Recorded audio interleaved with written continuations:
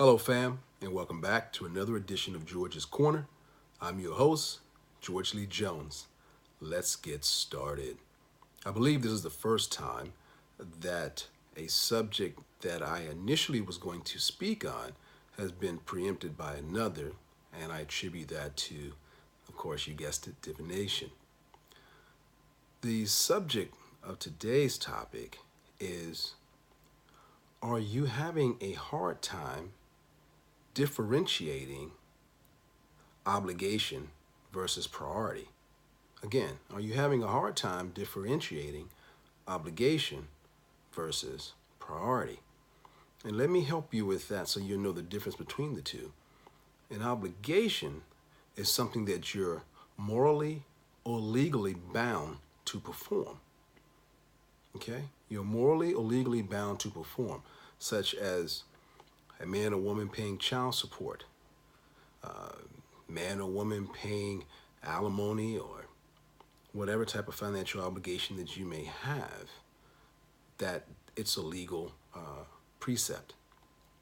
A priority, on the other hand, is just how you scale your time, your day, your life by what's important.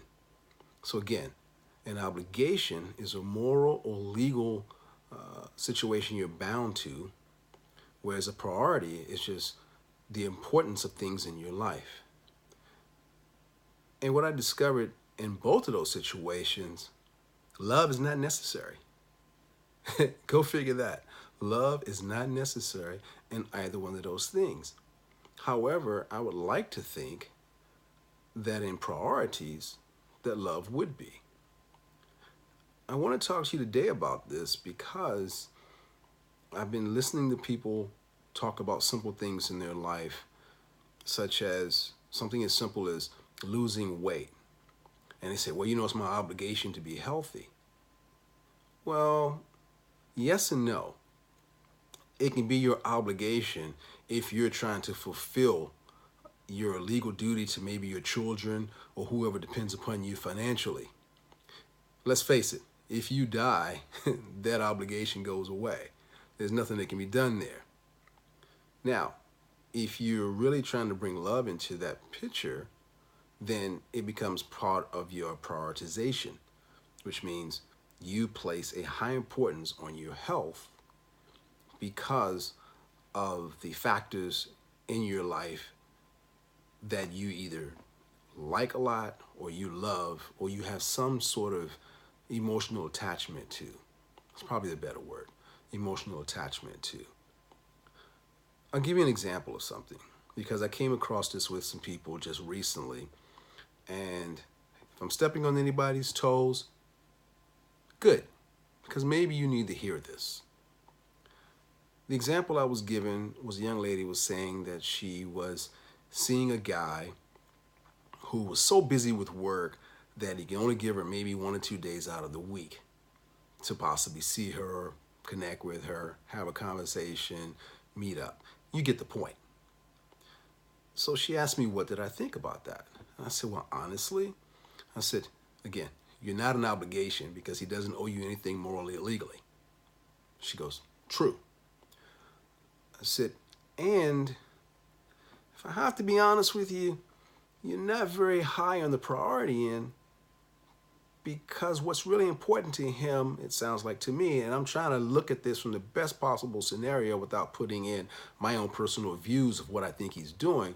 If his job is taking away that much time from what you deem as your relationship, then that takes priority over you.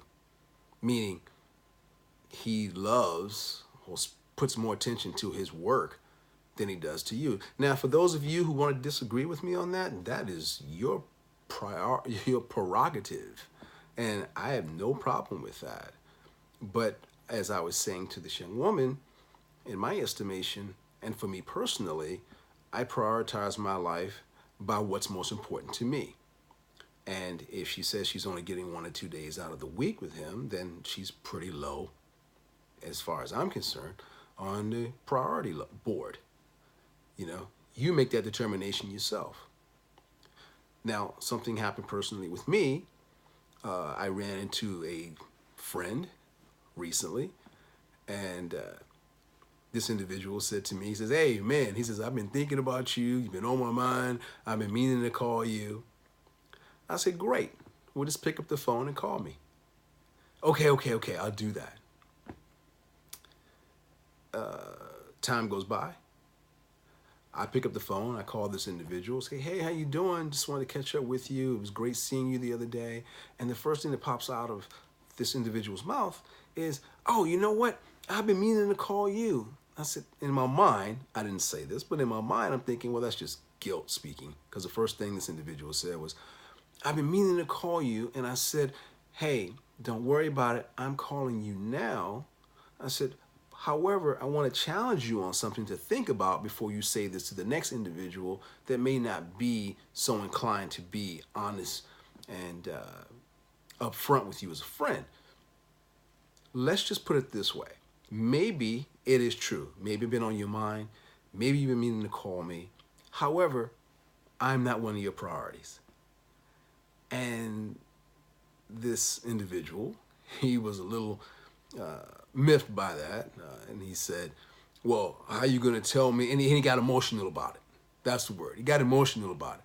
I said, "Look, I'm not trying to tell you or say to you that you dislike me or that I'm not important in your world. I'm just saying I wasn't part of a priority of yours. Because if I was, then I'd have been on top of the list and you'd have gone out of your way to make sure that you contacted me so that we could have a conversation about whatever was on your mind at that moment.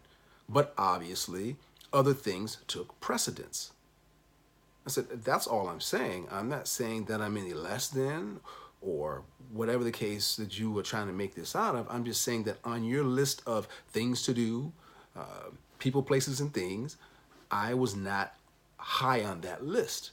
As a matter of fact, I was probably extremely low since it's taken so long for us to connect."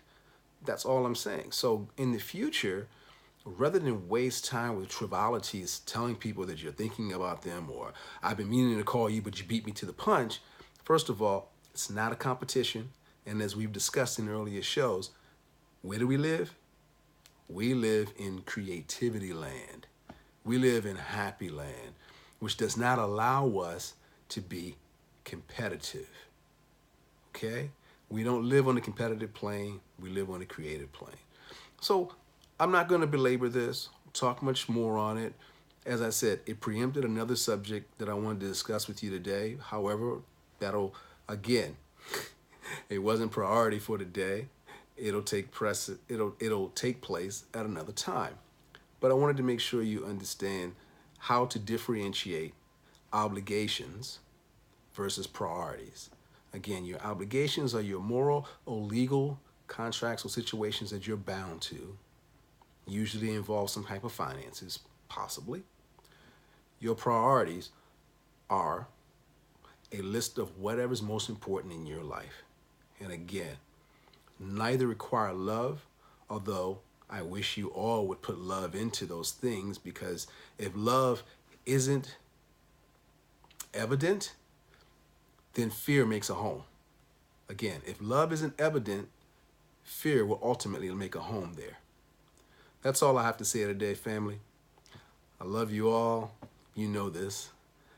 And as always, love yourselves, be great, kind to others, and oh yes, always, always be learning something new.